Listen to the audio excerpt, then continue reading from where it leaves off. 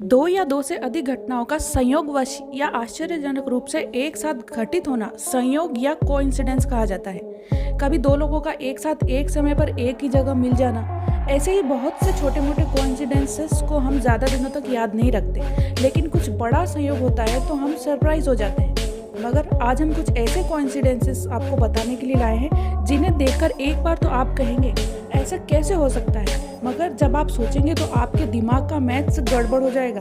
फिर आप कहेंगे कौनो फिर की ले रहा है, या फिर ई गोला पे कुछ तो गड़बड़ है।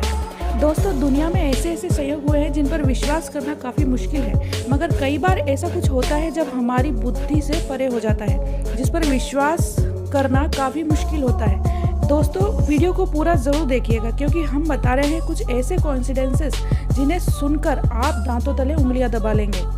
पहला कोइंसिडेंस है तैमूर लंग के बारे में। तैमूर लंग इतिहास में एक खूनी योद्धा के तौर पर मशहूर था। 14वीं शताब्दी में उसने युद्ध के दौरान कई देशों को जीता। कहते हैं कि तैमूर लंग को अपने दुश्मनों के सिर काटकर जमा करने का शौक था। जन्म के समय उसका नाम तैमूर रखा गया। तैमूर का मतलब होता है लोहा। आगे चलकर लोग उसे फारसी में मजाक में तैमूर लंग यानी लंगड़ा तैमूर कहते थे। तैमूर ने कई देशों को जीता और बहुत ही भयानक खूनी खेल इस दुनिया में खेला। तैमूर ने जब दिल्ली पर आक्रमण किया तो उसके पास 1 लाख हिंदू बंदी थे। आक्रमण करने से पहले उसने सिपाहियों को आदेश दिया था कि सभी हिंदू बंदियों को कत्ल कर दिया जाए। इस हुक्म के बाद यदि कोई सिपाही बेकसूरों को कत्ल करने से हिचकता था तो वो उसे भी कत्ल करा दिया करता था। कुल मिलाकर वह बहुत ही खतरनाक था।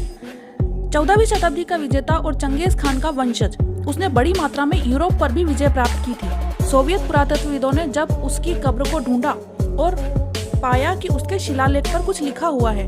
उस पर लिखा हुआ था कि जो भी मेरी कब्र खोलेगा मुझसे भी भयानक आक्रमणकारी को वो बुलावा देगा। दोस्तों, वो दिन था 22 जून 1941।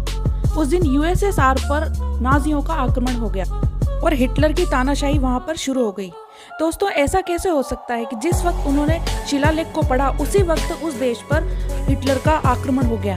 ये कोइंसिडेंस था या कुछ और? हिटलर के आक्रमण के बाद यूएसएसआर बहुत ही भयंकर परिस्थितियों से गुजरा। हिटलर की तानाशाही से आज भी लोग कांप जाते हैं। दोस्तों, दूसरा कोइंसिडेंस जुड़ा हुआ है रोम शहर के साथ। रोम शहर के संस्थापक का नाम था रोमुलस। रोम साम्राज्य के पहले सम्राट का नाम था ऑगस्टस। पश्चिमी रोमन साम्राज्य के अंतिम सम्राट, ये जो रोम में ही स्थित है, का नाम रोमुलस ऑगस्टस था। यानी रोम के संस्थापक, पहले सम्राट और अंतिम सम्राट का नाम एक ही जैसा था। कहते हैं कि एक ही शक्ल के दुनिया में 7 लोग होते हैं। इस हिसाब से हमारी भी चेहरे के 7 लोग और इस दुनिया में मौजूद हैं।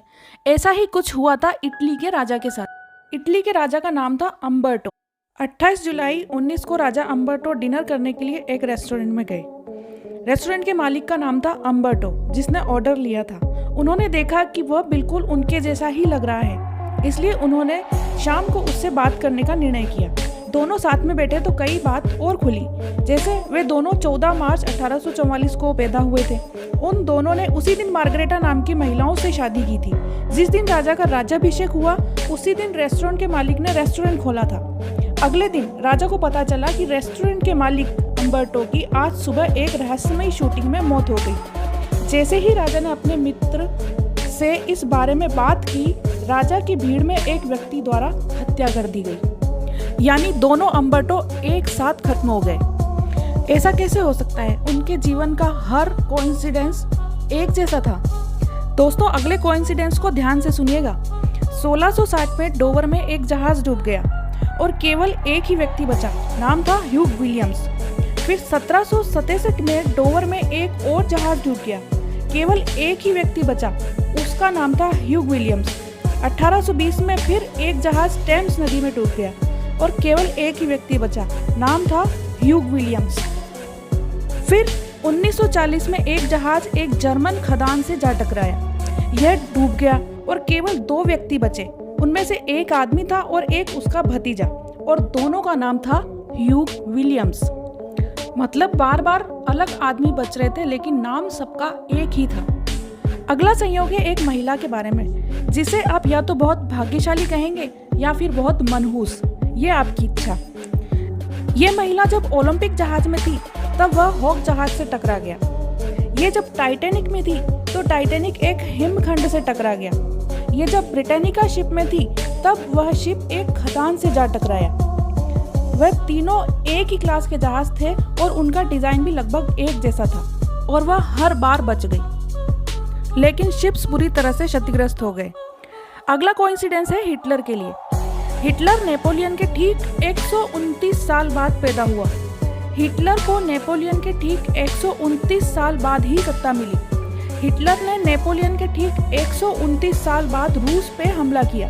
हिटलर नेपोलियन के हारने के ठीक बाद में हारा, यानी नेपोलियन का हिटलर से कोई ना कोई तो कनेक्शन है, जो इस कोइंसिडेंस से हमको दिखता है। दोस्तों, कोइंसिडेंसेस को कोई आम बात समझना गलत होगा, क्योंकि बड़े बड़े कोइंसिडेंसेस के पीछे कई रहस्यमयी चीजें होती हैं जिन्हें समझना शायद इंसानी दिमाग से बाहर है।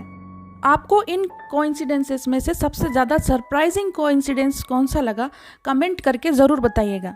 वीडियो पसंद आई है तो लाइक और शेयर ज़रूर कीजिए और चैनल को सब्सक्राइब करिए।